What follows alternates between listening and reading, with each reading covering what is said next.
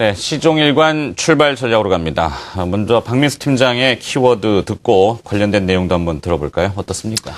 예, 시장이 어려운 국면이 계속되고 있습니다만 어쨌든 저희 시장이 좀 바닥을 좀 만들어가고 있다라고 저는 판단을 하고 있고요. 이에 따라서 좀 분할 매수 내지는 매수로 대응하시는 이런 전략들이 좀 필요하지 않나 이렇게 판단이 되어집니다. 최근에 이제 주요 이슈들을 같이 한번 점검을 드리면서 그러한 바닥에 대한 이야기들을 한번 점검을 하고요. 거기에 따른 여러분들 전략까지 같이 말씀을 드려보도록 하겠습니다. 최근에 일단 이슈가 되고 있는 부분들 몇 가지를 보면 첫 번째로는 이제 북한 리스크라는 부분이 지금 가장 이슈가 핫하게 지금 나오고 있는 부분들입니다.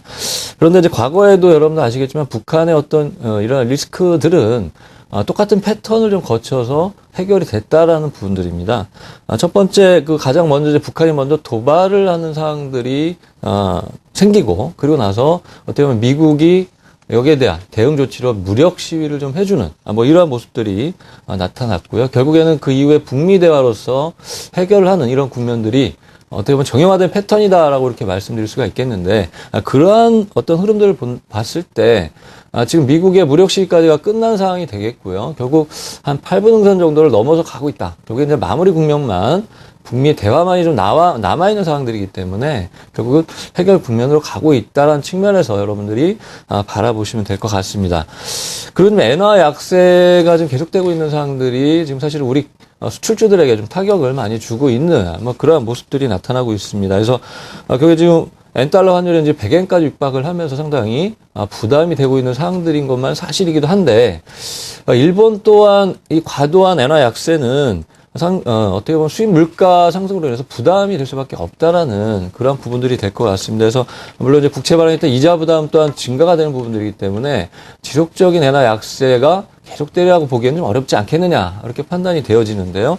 잠깐 그 준비해온 화면을 잠깐 보시면 일본에서 전체적으로 에너지 수입이라는 부분들이 수입 비중이 차지하는 부분들을 보시면 될 것 같습니다. 그래서 이 파란색 선이 에너지 수입 비중입니다. 그래서 이렇게 보시면 에너지 수입 비중이 전체 일본 총 수입액 중에 차지하는 비중들이 이렇게 증가하는 시기에는 보신 것처럼 무역수지 적자가 큰 폭으로 나타나는 그런 흐름들을 가져가게 될 수밖에 없습니다. 그렇기 때문에 이러한 무역수지 적자가 계속된다는 것 또한 부담 요인이기 때문에 전반적인 에너지 이런 수입의 비중이 높은 상황 속에서는 상당히 엔화 약세가 기조적으로 올라가기 좀 어렵지 않느냐라는 부분들을 한번 좀 판단해 보시면 될 것 같고요. 네.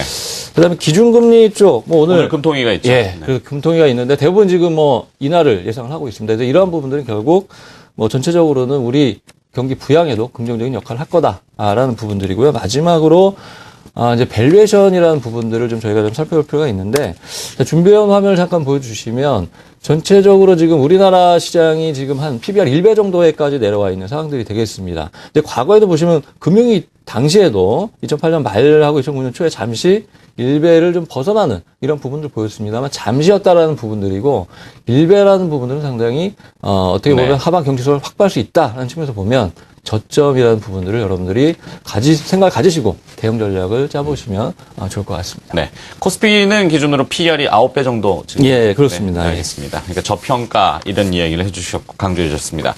자, 이번엔 방승현 연구원의 시종일관 출발 전략 어떻게 종목 쪽이 좀 많을 것 같은데 어떻습니까? 예, 최근에 저는 관심이 계속 고조되고 있는 바이오 산업 쪽 좀 말씀드리려고 합니다. 의료비 절감과 고령화 이슈를 한꺼번에 해결할 수 있는 산업이 바이오다라고 말씀드릴 수가 있겠네요. 그동안에 지속적인 의료 산업의 성장으로 수명이 연장이 됐지만 그로 인한 부작용으로 고령 인구 문제와 그리고 만성 질환의 증가가 됐다는 점이 현재 상황이고요. 또 건강보험 재정도 의약품 소비 증가와 의료비 증가에 의해서 재정적인 위험 요인이 되고 있는 상황입니다. 이러한 와중에 복지 확대로 인해서 보장 범위 확대가 노력이 되고 있기 때문에 작년에 보였던 약가 인하 압력이라든가 이런 게 계속되고 있는 그런 상황입니다. 그래서 이러한 문제점들을 근본적으로 해결할 수 있는 게 바이오 산업이다라고 말씀드릴 수가 있겠는데요. 주로 조기 진단과 예방 그리고 재생의학에 주목해 볼 필요가 있겠다라고 말씀드리겠습니다. 과거에 바이오 산업은 바이오 산업에 대한 인식은 과거 먼 미래에 대한 이야기라고 좀 생각을 했었는데 현재는 가시적인 성과들이 나오고 있기 때문에 때문에 주목을 해볼 필요가 있다라고 말씀드리겠습니다. 종목별로 한번 살펴보도록 하겠습니다. 첫 번째 말씀드릴 종목은 마크로젠입니다. 마크로젠의 유전자 분석 서비스의 매출이 연간 35.1%씩 성장을 하고 계속해서 고성장을 이어나가고 있습니다. 또 DNA 칩의 중국 시장 진출 확대되고 있고요.